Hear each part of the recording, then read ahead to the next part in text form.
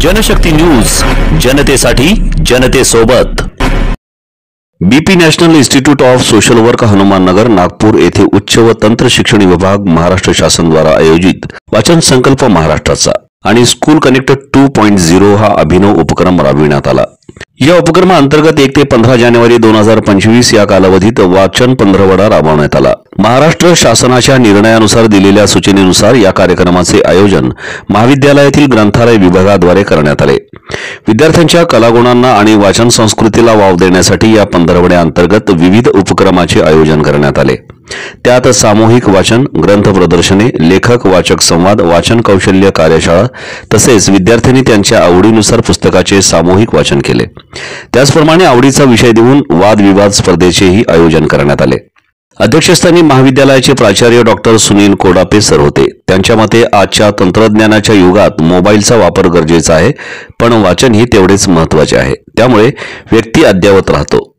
प्रमुख वक्ते श्री विकास वैद्य यांनी विद्यार्थ्यांना वाचनाची गोडी निर्माण होण्यासाठी दररोज 15 मिनिटे पुस्तकाचे वाचन नियमितपणे करावे आणि त्यानुसार चिंतन मनन करून वैचारिक प्रगल्भता वाढवावी असा मोलाचा संदेश दिला।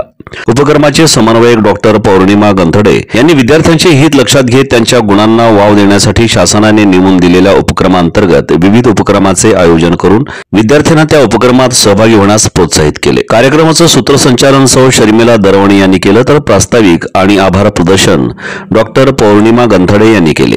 या कार्यक्रमास मोठ्या प्रमाणात महाविद्यालयाचे विद्यार्थी तसेच शिक्षक आणि शिक्षकेतर कर्मचारी यांची उपस्थिती होती। कार्यक्रम यशस्वी करण्यासाठी प्राध्यापक डॉक्टर रेखा जगनाडे, डॉक्टर सरगर सर, श्री रामटेके, सौ अनिशा दुरुक्कर, श्री मोहन दापोडकर, श्री मुकेश, श्री रामाजी यांचे विशेष सहकार्य लाभले। यांनी एक गीत रामायणची निर्मिती केली। गीत रामायणामध्ये सगळे रामायणाची गाणी तुम्ही जेव्हा श्रीराम नवमीच्या वेळेला जर ऐकलं तर तुम्हाला वेगवेगळी रामायणाची गाणी ऐकायला मिळतील। यांचा खूप म्हणजे माझ्याशी निगडीत एक किस्सा आहे। सुधीर फडकेंनी एक सावरकरांवर एक चित्रपट काढला होता आणि त्या सावरकरांच्या भूमिकेसाठी एका व्यक्तीची निवड केली होती आपल्या नागपुरातल्या। पण त्यांना 2 शॉट झाल्यानंतर त्यांना सांगण्यात आलं की तुम्ही सावरकरांच्या भूमिकेसाठी फिट नाही। तर त्यांना राग आला सुधीर फडके आणि त्यांनी सुधीर फडके हे किती वाईट आहे अशा पद्धतीचं ते एक कागद घेऊन माझ्याकडे आले की तुम्ही याची बातमी छापा।